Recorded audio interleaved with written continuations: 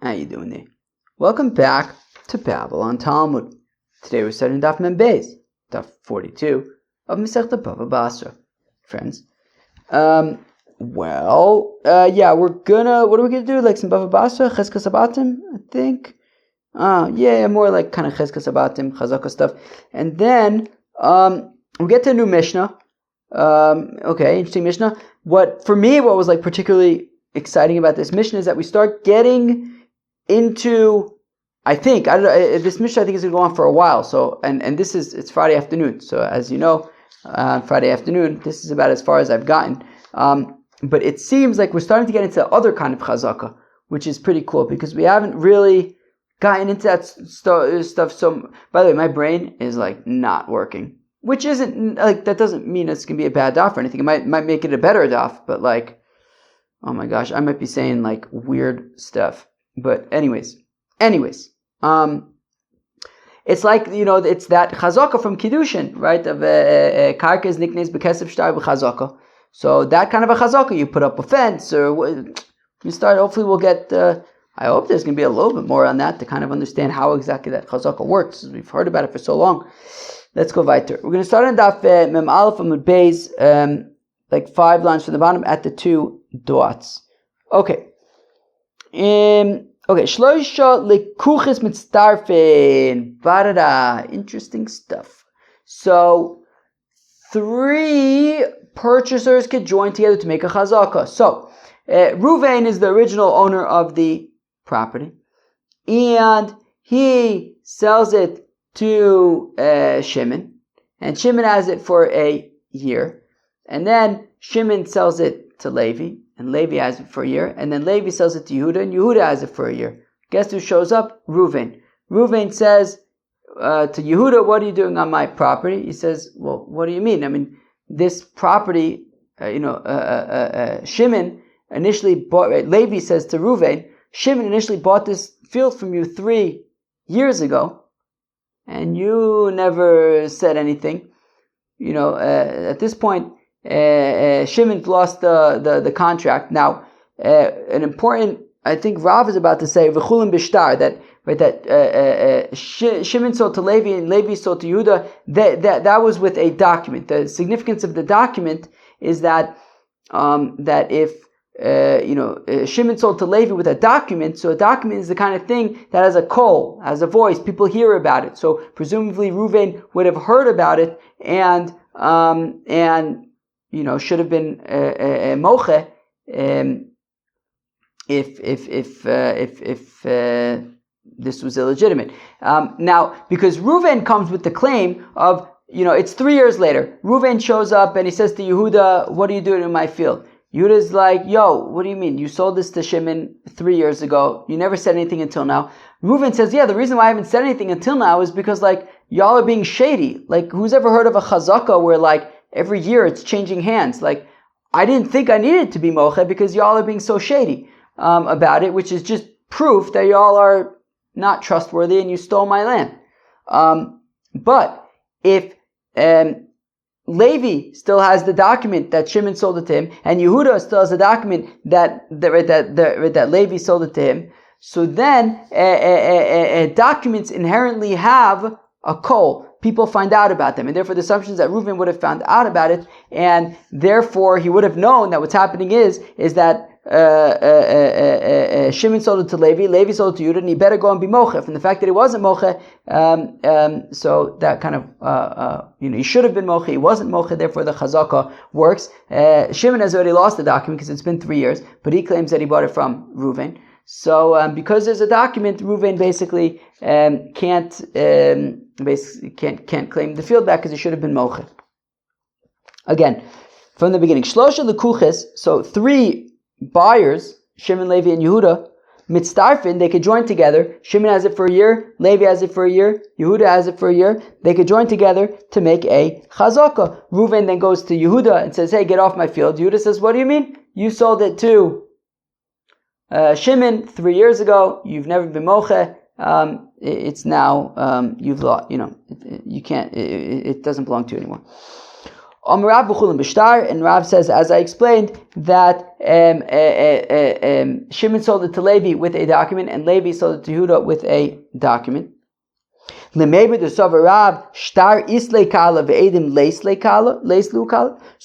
that to say that Rav holds that it Davka needs to be with a document, because a document has a call, has a voice, and therefore Reuven would have found out about it and he should have been moche. But without a document, if Shimon had simply sold it to Levi and Levi sold it to Yehuda without a document, but instead with witnesses, so that does not have a call, right? Shimon selling the property to Levi with witnesses alone, not with a document, Reuven presumably would not have found out about it. So is that what Rav holds, that Davka, a document makes a kol and a edim do not?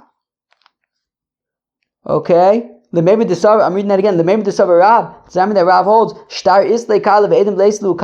that a document has a kol and a voice, and witnesses alone do not. But Rav says hamocher sode be'edim. Okay,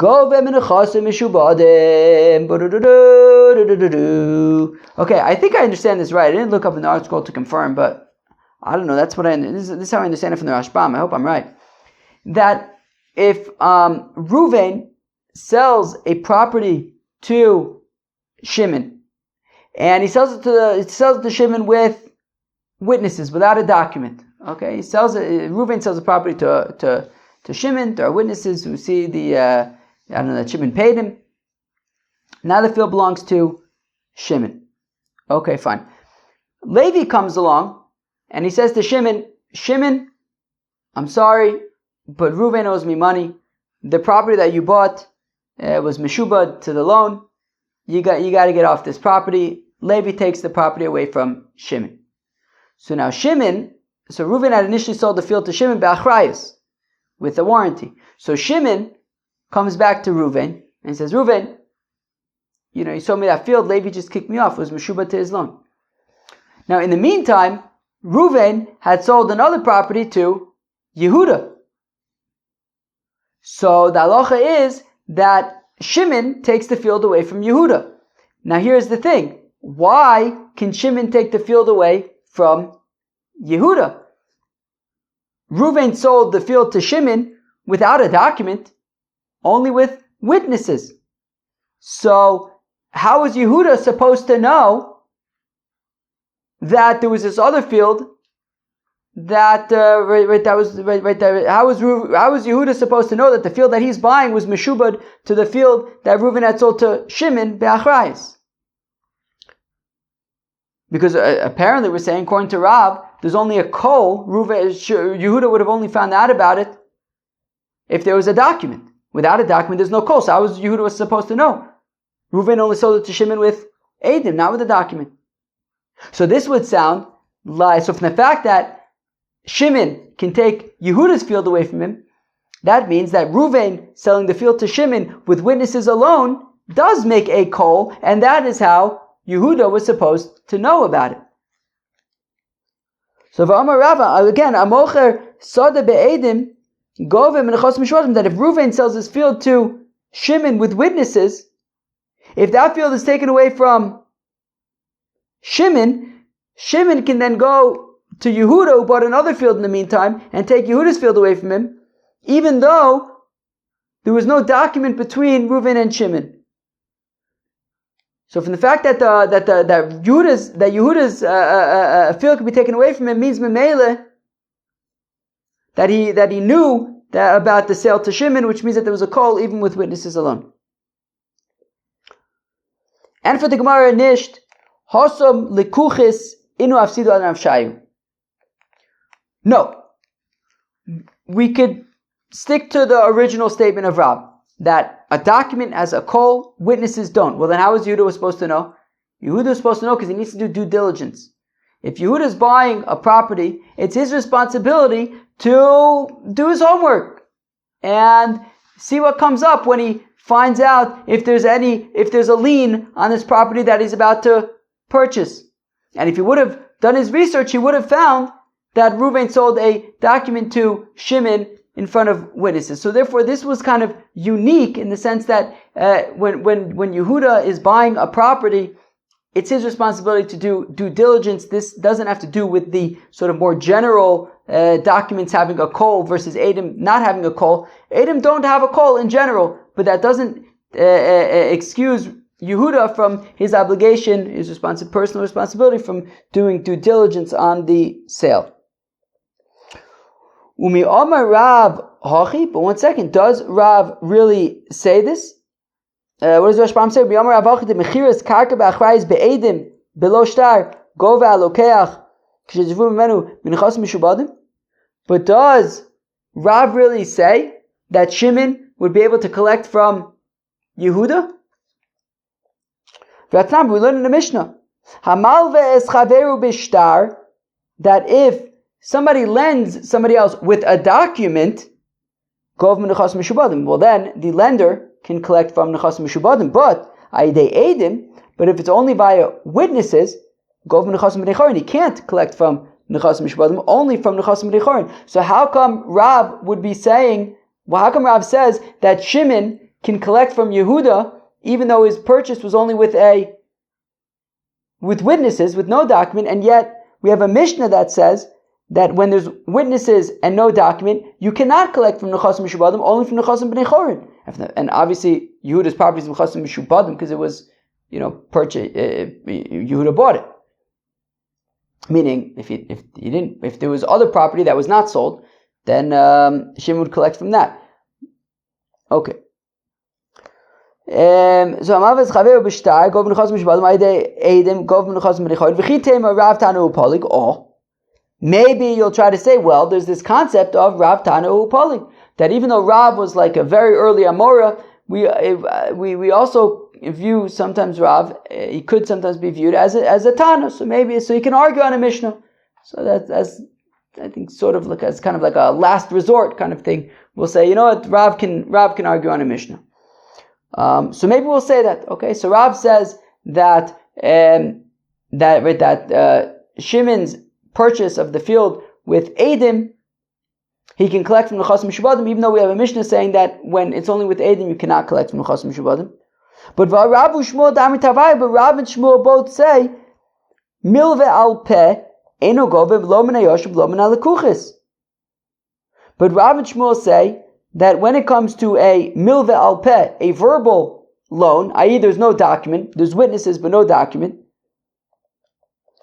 so eino gover lo min hayoshim, that cannot be collected from heirs, v'lo min halekuchis, nor from nechasim mishubadim. So I don't understand. On the one hand, Rav is saying that Shimon can collect from Yehuda, even though there's no document in his purchase, and yet by a loan, Rav is saying, and the Mishnah also says, that if there's no document, you cannot collect from Nechasim Mishubadim. And for the Gemara, Milva Zabine Karamis, these are apples and oranges. Meaning we're saying that by a loan, you must have a document to collect from Nechasim Mishubadim. Without a document, you cannot collect from Nechasim Mishubadim. By a purchase, we're saying that even without a document, Shimon can collect from the Nechasim Mishubadim. Those are two separate things, a loan and a purchase. Milve, what makes them different is that a loan, Kikal Yaziv Bitzinako Yaziv, a person who borrows money would much rather borrow it without fanfare. Right? Because if people know that he's borrowing money and that he's in need of money, well, it affects him negatively more generally. If then he wants to sell property, people are going to be like, oh, he's selling property? By the way, he's short on cash. We could he'll probably take anything. So the person who's borrowing money, the borrower, would much rather keep as few people from knowing as possible. So therefore, a loan without a document, not enough people will know about it, and therefore you cannot collect from Nechasim Mishubadim, because how would the lakoach know that there's a lien on it? It's much more difficult to know about that. Right, so the borrower wants as few people to know as possible so that his properties should not depreciate. Zabine, but when it comes to a real estate purchase, man dezobin ara, when somebody's selling land, He does it in public because he wants as many people to know about it, so maybe they can get a bid war. That would be best case scenario, and then it can increase his profits with the price of the property. So in the case of a sale, the seller wants as many people to know as possible, and therefore even without a document, we can assume that people find out about it, and therefore it's the responsibility of any potential lakoach, any potential Yehudas, that they should that they would be able to find out that Shimon had bought a property and that there's a lien on the property that he's planning to buy. Okay. Tana Rabbanan, the rabbis taught. Achla av shana v'ben shtayim. So if the father bought a property and then he died and the son inherited it, the father had it for 1 year, the son had it for 2 years. Ha'av shtayim v'ben shana, or fakert, the father had it for 2 years and the son had it for 1 year. Ha'av shana, or if the father had it for 1 year and then he died, v'ben shana, and then the son had it for 1 year, and then he sold it to somebody else, v'alokeach shana, and the borrower, and then the purchaser had it for a year. So the father had it for a year, the son had it for a year, and the purchaser had it for a year. Harezo chazak. That is a chazak. That's a chazak. That's a chazak.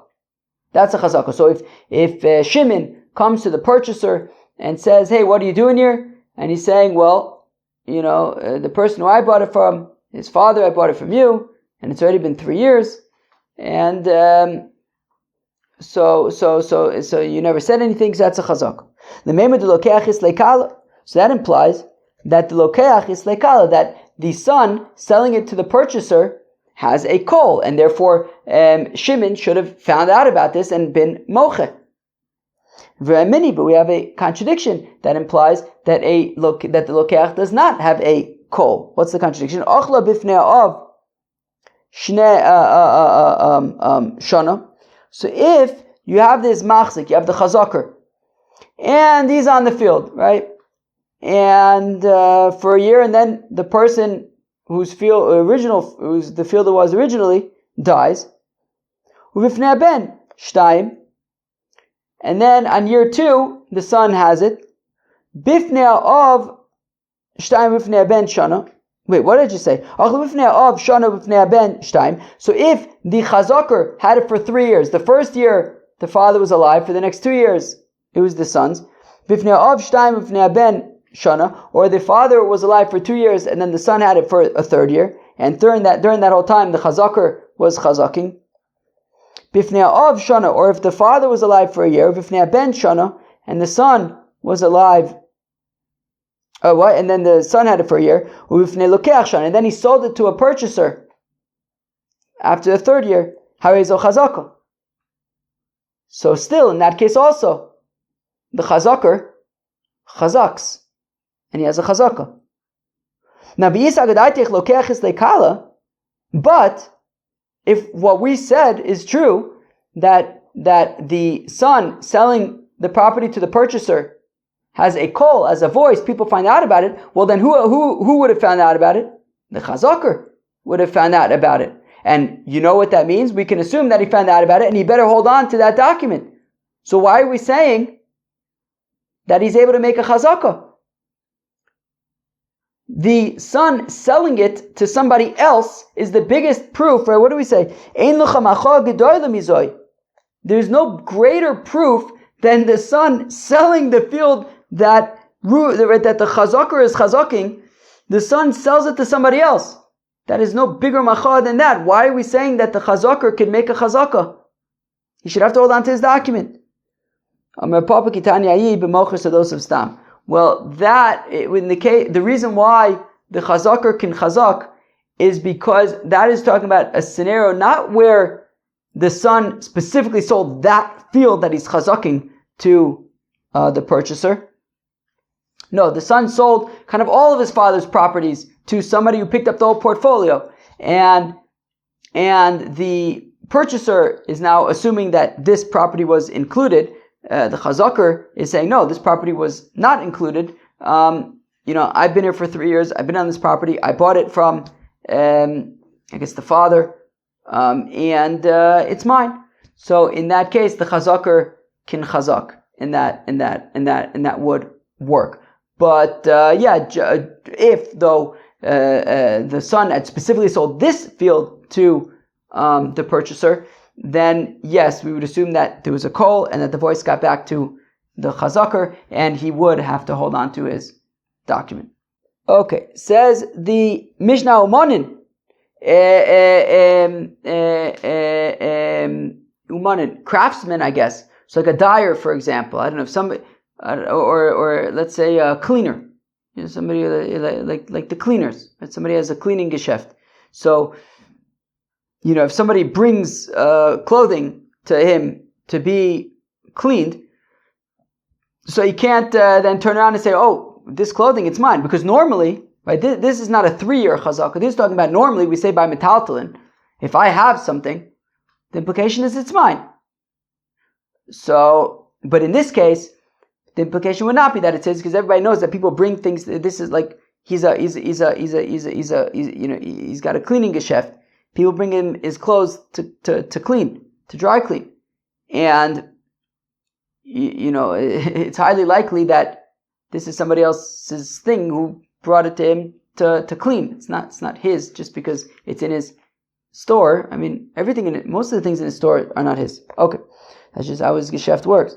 Vashutfin, or partners. If one partner makes the claim that, right, so you have two partners who own a property together, each one owns half, and one of them takes the whole thing, although we're going to get into detail about this in a little bit, but let's say one of them takes the whole thing for 3 years. V'arisin, or a sharecropper. V'apotropin, or somebody who is, I guess in most cases, usually apotropin is for yisomim, right? That somebody who's sort of a representative, if somebody's representing somebody else's interests, Ein lem chazaka. In all of these cases, there's no chazaka. Not by an umin, not by a shutif, not by an oris, not by an apotropin, an apotropa. Lo la'ish chazaka b'nichsei ishto. Right? If you have a married couple and the wife has nichsei meluk, which is property that she owns, if the husband's been on the using that property for 3 years, it doesn't become his; it's still hers. Also,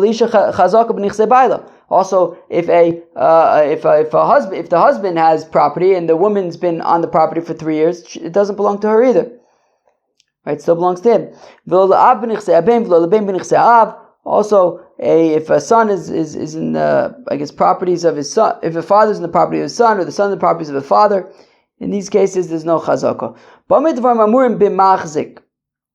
So these are talking about, these are talking about the types of chazakas that kind of prove ownership in lieu of like a shtar, right? The kind of that, by having possession of it, it means that you're the owner, as opposed to have a benosin matana, but by giving a gift, the achin shechelku, or brothers, right? Brothers who inherit their father and they divide up the estate, and now each one wants to show that this is my part of the estate and take ownership of it. Or right, the ger who dies and there's no relatives, so then his property is hefker, and whoever claims it, it's his. So that kind of a chazaka is the chazaka from Masechta Kiddushin, right? That you can be kone a property with money, with a document, or with a chazaka. What's that chazaka? No'al, if you put up a door, v'gadar, or a fence, ufaratz, or if you make a breach in the fence in order to make an opening, something that shows that this is mine, I own it. Kolshu, hare zo chazaka. So then that is a chazaka. So in this kind of a chazaka, it's not trying, sort of like a stand-in for a document, right, to prove that it really belongs to me. No, this is that what can I do to make a kinyan on, but not as a proof, not as sort of a way of determining who owns it, but as a way of being kona something. Just like you can be kona with kesef, you can be kona with shtar, you can be kona with chazaka, and that is doing something to show that you own it. But we just really only had one line over here in the Mishnah. I haven't gotten much further in the Gemara yet, but I hope that we're going to get into this a little bit more because this is a sugya that comes up so much. So I'm curious to know a little bit more about where we in Perek Hazov we talked so much about kinyan kesef, kinyan chalifin. We've talked so much about the other ways of making kinyanim. I'm curious and interested to hear more about being kohen with chazaka. Okay, says the Gemara, Avua de Shmuel's father, Levi, as well as the Amora Levi, student of Rebbe.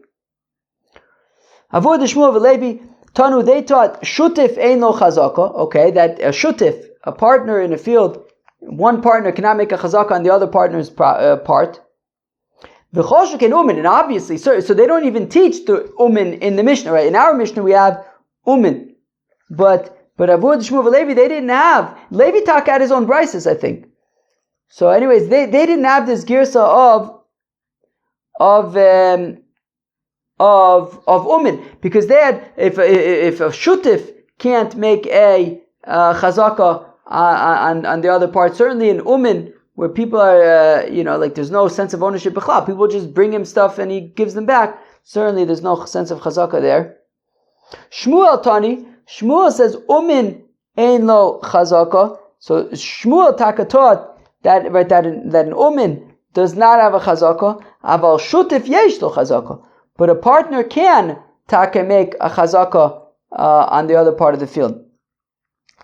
Ve'az Shmuel the time, and Shmuel is consistent with his reasoning. The Amar Shmuel, that Shmuel says a shutfin machzikin zelze, that one partner can make a chazaka on the other part of the property. They could testify one further. I think tomorrow's daf is going to talk about that. I haven't gotten up to it yet.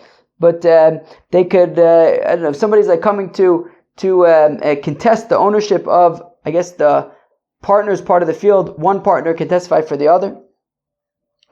And if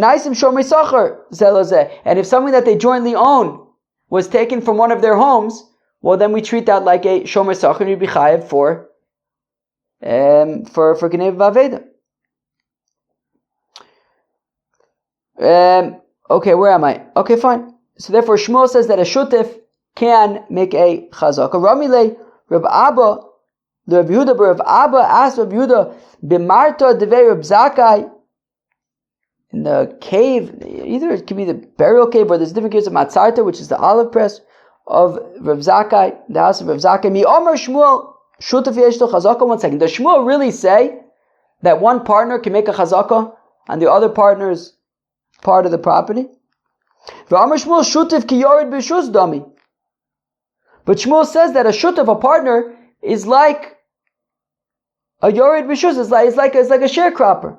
Remember the shutif ein lo chazaka, to say that a shutif does not make a chazaka, right? Just like we said that an aris, a sharecropper, doesn't make a chazaka, so a shutif also does not make a chazaka. So how could Shmuel be saying on the one hand a shutif can make a chazaka, but he's also saying that a shutif is ki yored b'shus dami, which is to say ein lo chazaka, that he doesn't have a chazaka.